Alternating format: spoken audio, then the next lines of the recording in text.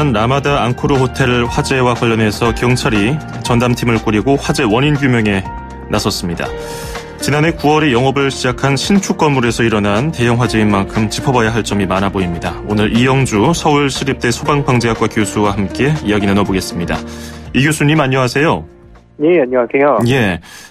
한 명이 숨지고 19명이 다친 이 화재, 어제부터 감식에 들어갔는데요. 아직 제대로 된 구체적인 결과가 나오진 않았지만은 교수님은 화재 원인은 어떻게 파악하고 계십니까?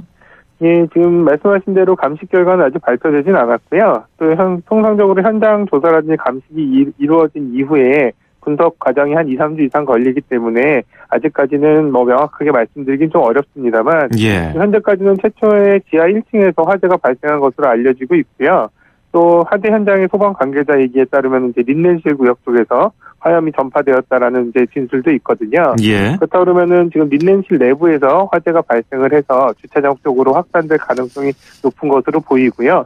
또 이런 경우에 그러면 린넨실 내부에서 왜 화재가 발생했을까라는 것으로 좀 좁혀본다면 합선이라든지 단락 또 혹은 여기 이제 겨울철이 때문에 전열기 사용 등에 의한 과열 이런 것들을 가능성을 좀 더 염두에 둘 수 있을 것 같습니다. 예, 말씀하신 것처럼 지하 1층에서 불이 시작된 것으로 지금 추정되는 상황이고요. 린넨실, 그러니까 침구류 등을 두는 그 공간, 기계실, 주차장 같은 게 지하 1층에 있었는데 숨진 직원이 지하 1층 천장 부위 쪽에서 초기 진화를 시도했다는 그 관계자 증언에 따르면은 1층 천장에서 방금 예측을 해주신 대로 과열이라든지 합선 가능성도 있다. 이 정도로 지금 상황에서는 파악할 수 있겠군요. 예, 맞습니다. 예. 이 호텔은 지하 5층 그리고 지상 21층짜리고요. 객실이 420개였습니다. 이 중에서 그 사고 당시에는 한 7개 정도 객실에서 머물고 있었던 것으로 손님들이 머물고 있었던 것으로 알려져 있는데요. 지난해 9월에 열었기 때문에 5개월밖에 안 돼서 이 정도 신축이면은 어지간한 화재에는 대비가 돼 있을 것이라고 생각이 들거든요. 이 점에 대해서는 어떻게 생각하십니까? 이것도 사실은 이제 화재 원인이 왜 불이 났는지가 확인이 되어야 이제 건물이 사실은 원래 갖춰야 될 성능을 못 갖췄는지 혹은 또 정상적으로 갖추고 있었음에도 불구하고 사용상의 뭔가 문제로 인해서 화재가 발생했는지를 좀 판단할 수가 있을 텐데요. 이런 부분들은 아직까지 좀 확인하기는 좀 어렵지만 사실 이제 많은 분들이 새 건물이기 때문에 훨씬 더 안전하다라고 생각들을 하시지만 새 건물이 안전한 건 상대적으로 노후화된 건물보다 안전한 건 사실이지만 또 건물을 사용함에 있어서 사용상의 안전에 관련된 부분들을 잘 챙기지 않으면 화재가 또 충분히 발생할 수 있기 때문에요. 이러한 부분들 새 건물이라 하더라도 화재의 발생 가능성은 있고 그런 부분들을 충분히 대비하면서 생활을 하셔야 된다라는 부분들을 이번 화재를 통해서 조금 더 확인을 하셨으면 좋겠습니다. 예, 건물이 언제 완공됐느냐에 따라서 화재를 무조건 예방할 수 있다고 맹신해서는 안 되겠다는 그런 경각심이 드는 사고였는데요. 네. 그 현장 목격자에 따르면 불이 건물 벽면을 타고요. 순식간에 위층으로 번졌다고 합니다. 사고 발생 당시에 제보 영상이라든지 사진을 봐도 그런 모습을 볼 수가 있는데 건물 외벽을 덮고 있는 자재가 불에 잘 탈 수 있는 그런 가능성이 있는지 그런 것도 생각해 볼 수 있습니까? 실제로 저도 여기 동영상이라든지 또 이런 현장 사진 같은 것들을 봤는데요. 아마도 이제 목격자분들께서는 현장에서 이렇게 화염이 이제 올라오고 이런 것들을 보시니까 이제 이런 것들이 직접적으로 연소에 의해서 벽면이 타면서 연소에 의한 것들이 약간 좀 이제 오인하셨을 수도 있을 것 같은데요. 지금까지 확인된 바로는 이 건물의 외벽, 저층부 외벽 부분 같은 경우는 지금 대리석이나 석재 마감으로 되어 있는 것으로 지금 보이거든요. 그렇기 때문에 외벽 자체가 타서 화염이 올라왔다기보다는 내부에 있는 어떤 가연물이라든지 화염이 바깥으로 분출되면서 그 분출된 화염, 불꽃이 이제 길게 보이면서 상층부 쪽까지 이렇게 확산되는 이런 모습들을 보신 것 같아요. 그래서 외벽의 외장재 연소라든지 외벽을 통한 연속적인 연소 확대는 이루어지지 않은 것으로 보이고요. 다만 이제 지하층과 1층 부분에 이제 화재가 강해지면서 그쪽으로 분출된 화염들이 다른 층으로 이렇게 올라가는 이런 과정들이었던 것으로 보입니다. 불을 진화하기까지 한 4시간 정도가 걸렸고요. 소방대원도 4명이나 부상을 당했어요. 연기를 마신 것으로 알려져 있는데 소방대원들이 진화에 왜 이렇게 어려움을 겪었을까요? 우선 지하층의 화재였기 때문에요. 지하층 같은 경우에는 연기의 배출이라든지 또 열기의 배출 같은 것들이 용이하지 않기 때문에 실제로 화재를 진압하러 들어가는 소방대원들한테 부담이 굉장히 크고요. 예. 실제로 이제 시야 확보라든지 활동의 장애 때문에 빠른 진압이나 이런 것들이 굉장히 좀 어려운 그런 공간입니다. 특히 또 여기 지하 같은 경우에 또 자동차로 화재가 옮겨붙거나 또 여기 이제 앞서 말씀드린 린넨실처럼 이제 가연물이 많은 공간이 있었기 때문에 그쪽에서의 화재가 굉장히 강했었던 것으로 보여서요.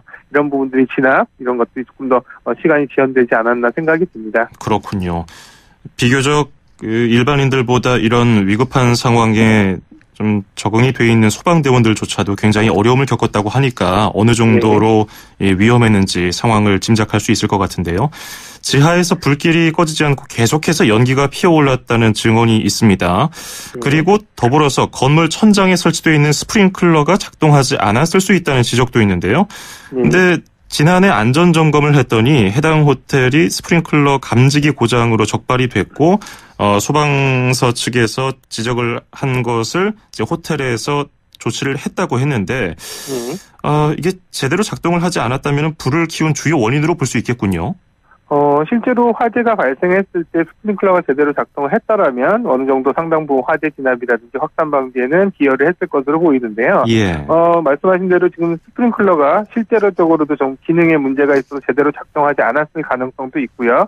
또 한편으로는 앞서 언급한 대로 이제 이를테면 천장면 쪽을 통해서 확산이 이루어지는 과정이었다면 사실 정상적인 스프링클러가 이제 라도 하더라도 사실은 화재 진압에는 별로 효과적이지 않았을 가능성도 있거든요. 예. 네, 그래서 이런 부분들은 사실 이제 현장 조사를 할 때, 이를테면 이 펌프가 이제 제대로 기동을 했는지 여부, 혹은 또 스프링클러 헤드가 이제 제대로 개방됐는지, 또 그리고 감지기와 연동 같은 것들이 제대로 됐는지는 사실은 확인이 가능하거든요. 예. 그렇기 때문에 아마 현장 조사 결과를 보면 이런 스프링클러의 작동 여부에 대한 부분들은 명확히 아마 확인을 할 수가 있을 겁니다. 그렇군요. 지금은 이제 정밀 감식 결과가 나오지 않았기 때문에 추정을 할 뿐이고요. 스프링클러를 의무적으로 설치해야 하는 건물 규모는 어느 정도 크기부터인가요? 예, 소방시설을 적용해야 되는 이 대상물을 이제 특정 소방 대상물이라고 해서 소방시설을 설치해야 되는 대상들을 정하고 있는데요. 예. 이 대상 중에서도 또 이제 다양한 용도들별로 이 스프링클러의 적용 대상들도 조금씩 다르게 적용을 하고 있는데요. 일반적으로 최근에는 이제 층수가 6층 이상인 건물에는 모든 층에 스프링클러를 설치하도록 이렇게 강화된 기준들을 적용하고 있고요. 예. 이외에 이제 만약에 지하층이라든지 무창층이라고 해서 이제 건물에 창문이 없는 경우 또 그다음에 4층 이상인 경우에는 면적이 1000제곱미터 이상인 경우에는 6층 이하라 하더라도 스프링클러를 설치하도록 그렇게 하고 있습니다. 예. 그 화재 당시에 제보 영상을 보면은 일부 투숙객들이 아주 위험천만하게 창문 밖에 나와서 난간에 매달려 있는 모습도 보이기도 했는데요. 이럴 때 완강기를 제대로 활용했으면 어떨까 이런 생각이 들기도 하는데 지난해 11월에 서울 종로에 있는 고시원에서 발생한 화재에서도 20명 가까운 사상자가 발생했을 때 완강기가 설치돼 있었지만은 이용을 누구도 제대로 하지 못한 것으로 알려져서 더 안타까웠거든요. 이 완강기가 3층 이상 건물이면 다 설치는 돼 있는 거 아닙니까? 예, 3층 이상 건물에 설치가 되는데요. 다만 이제 모든 층에 다 설치되는 건 아니고요. 예. 3층부터 10층 그 사이에 3층부터 10층까지의 이 층에는 설치를 하도록 되어 있습니다. 예. 이보다 더 높은 층인 경우에는 사실 완강기라든지 이런 부분들을 사용해서 피난하다가 오히려 더 위험할 수가 있기 때문에 이런 부분들을 좀 제한을 하고 있고요.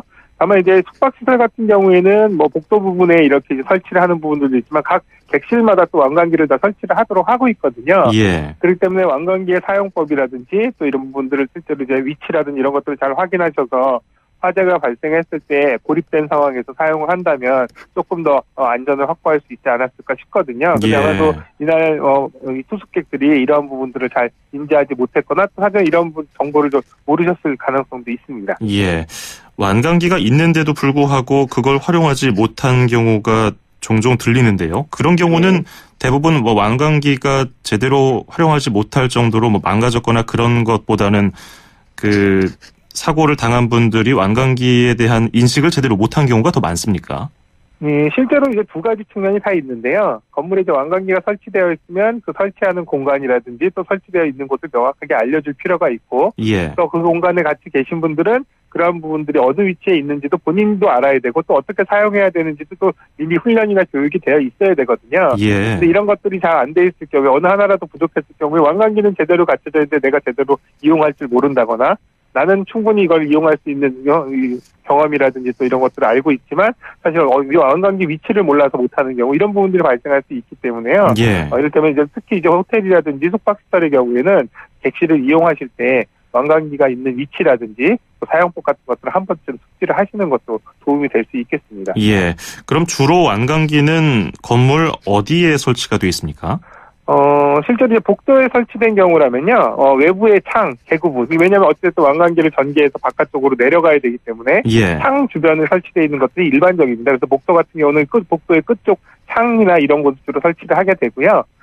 객실 내에서는 사실은 여기도 마찬가지로 외부랑 연결되는 창가 쪽, 이런 쪽에 주로 설치를 하거나 이제 발코니 쪽에 설치를 하게 되거든요. 예. 그렇기 때문에 이런 주변을 한번 살펴보시면 왕관기를 지지하는 왕관기 지지대와 또 이제 왕관기가 보관되어 있는 왕관기함, 이런 것들이 설치되어 있으니까요. 이런 부분들을 조금 확인하실 필요가 있습니다. 예. 저희도 그 매주 목요일마다 했던 투데이 안전톡톡이라는 코너에서 소방대원에게 이 왕관기 사용법이라든지 위치 이런 것들을 수없이 들어봤는데 실제로 이것을 사용해보지 않는 한 어떻게 쓰는지 잘 모르는 분들이 많을 것 같아요.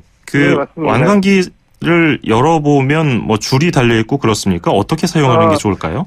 일단 왕관기를 열어보면요, 이제 기본적으로 왕관기는 왕관기를 지지하는 지지대랑 왕관기 함에 있는 왕관기 이제 감속기라고 해서 이제 줄과 그걸 매달려서 내려가는 기구가 있거든요. 예. 그래서 실제로 화재가 발생을 한다고 그러면 왕관기 지지대 이제 이 팔거리 부분이 이제 건물 바깥쪽으로 향하게끔 그렇게 이제 지지를 이제 고정을 시킨 이후에요. 거기에 고리에 이제 왕관기를 걸고 그 줄을 타고 이제 몸에 결속을 한 이후에 천천히 내려오셔야 되는데요. 내려오실 때는 이제 건물 벽 쪽을 바라보면서 벽을 손으로 천천히 짚으시면서 천천히 내려오시면 이렇게 아마도 이제 기어 내려오는 것처럼 예. 천천히 벽을 짚고 내려오시면 안전하게 이용을 하실 수가 있는데요. 사회자님 말씀하신 대로 이런 것들이 잘 알고 있다 하더라도 막상 그 상황에서 이용을 하려면 상당히 어렵고 또 그렇게 행동하지 못하게 되는 경우들이 있기 때문에 이런 부분들에서는 좀 주기적으로 교육이라든지 학습 같은 것들이 좀 필요합니다. 예. 그러면 그렇게 화재가 발생했을 때 불보다는 연기 때문에 위험 상황에 직면하는 경우가 더 많다고 하지 않습니까? 예. 엘리베이터라든지 비상 계단이라든지 탈출할 수 있는 공간은 한 그 정도로밖에 보이지가 않는데요. 왕관기까지 뭐 포함할 수 있겠습니다만은. 어느 쪽을 택하는 게 더 좋겠습니까? 우선 많은 분들이 아시다시피 엘리베이터의 경우에는요, 실제로 최근에는 이제 엘리베이터 문 자체가 방화 성능을 갖추고 있긴 합니다만 연기까지 막아주지는 못하거든요. 그렇기 때문에 실제로 화재가 발생했을 때 이 엘리베이터가 지나다니는 이 샤프트라고 하는 엘리베이터 통로 쪽으로 연기라든지 화염이 다른 층으로 확대될 가능성이 높기 때문에요. 엘리베이터는 탑승하시면 안 되고요. 계단실을 이용하시는 것이 가장 안전한데요. 네. 계단실의 경우에도 이제 고층 건물인 경우에는 특별 피난 계단이라든지 피난 계단처럼 건물 계단실 자체가 좀 더 안전하게 방호가 되어 있습니다. 예. 그렇기 때문에 계단실만 제대로 방호가 되어 있다면 또 그 계단실 안으로 연기라든지 화염이 침투되지 않은 상황이라면 계단실을 이용해서 1층 피난층으로 내려와서 건물 바깥으로 대피하시는 게 가장 안전한데요. 예. 혹시 계단실을 열어봤을 때 계단실 안쪽에서 연기가 이미 차 있다거나 혹은 밑에서 열기가 올라온다거나 이럴 경우에는 그 계단실 자체가 이미 화염에 노출된 상황이기 때문에 그 계단을 이용해서 대피를 하다가는 오히려 더 위험할 수가 있습니다. 그런 경우에는 그 계단의 방화문, 계단의 출입구 문을 잘 닫고 그 계단이 아닌 다른 계단 혹은 다른 피난 경로를 찾아보셔야 됩니다. 예. 내려갈 수 없을 정도로 연기가 가득 찬 경우 혹은 화염에 휩싸인 경우 위로 올라가는 분들 계시거든요. 근데 이번 화재의 경우 아래에서 불이 발생했기 때문에 연기가 위로 올라가고 그러면 뭐 옥상으로 대피했거나 위층에 계신 분들은 더 위험할 것 같기도 한데요. 어떻게 대처하면 좋을까요? 예, 그래서 아래층에서 화재라서 이미 연기가 이제 위쪽으로 올라오는 상황이라면 뭐 무작정 나는 옥상으로 올라가겠다라고 하는 것도 위험할 수 있습니다. 왜냐하면 앞서 말씀드린 이미 계단이라든지 이런 쪽을 통해서 연기라든지 화염이 올라오는 상황에서 그 계단을 이용해서 다시 위로 올라간다고 한다면 연기가 계속 쫓아오는 상황이 되거든요. 그렇기 때문에 이렇게 이제 옥상으로 대피를 한다 하더라도 아직 화염에 노출되거나 연기에 노출되지 않은 계단을 통해서 옥상으로 올라가셔야지 안전할 수 있고요. 또 이런 것들도 다 여의치 않고 이 복도도 연기에 상당히 많이 노출이 돼서 이런 것들 다 여의치 않다고 한다면 오히려 무리하게 대피를 하시는 것보다는 객실 내로 다시 돌아오셔서 객실문을 정확히 닫은 상태에서 문 틈새를 젖은 수건이나 이불, 커튼 등으로 막으시면 사실은 그 문 자체가 방화문이기 때문에 상당한 시간 화재에 견딜 수가 있거든요. 예. 그렇게 이제 객실 내에 있으시면서 외부에 본인이 객실 내에 갇혀 있다라는 상황을 적극적으로 알려서 119에 신고를 한다든지 창밖으로 이를테면 소리를 지르거나 신호를 보낸다든지 정이 안 된다면 창밖으로 물건을 던져서라도 이런 부분들이 내가 이 안에 갇혀 있으면 구조를 빨리 해달라는 신호를 적극적으로 하시는 것이 오히려 더 안전하실 수 있습니다. 그래서 항상 말씀드리는 거는 무리하게 대피를 하시는 것이 꼭 좋은 것만은 아니다라는 부분들을 항상 명심을 하셨으면 좋겠습니다. 예. 그리고 화재 초기에 대피할 때 아파트에 만약에 화재가 나면은 대문을 꼭 닫고 대피를 하라 이런 얘기가 있거든요. 이건 왜 그렇습니까? 대문이라고 표현하기보다는 현관문을 얘기하는데요. 예.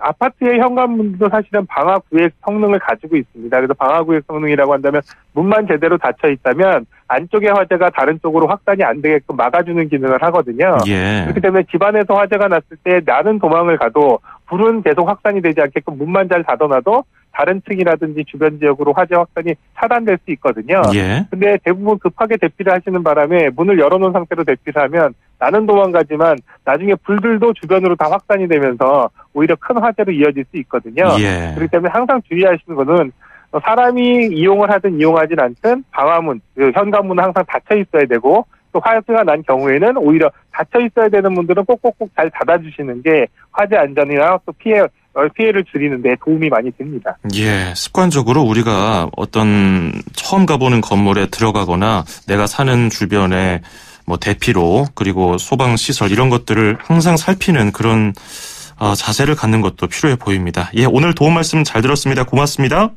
예, 감사합니다. 네, 지금까지 이영주 서울시립대 소방방재학과 교수였습니다.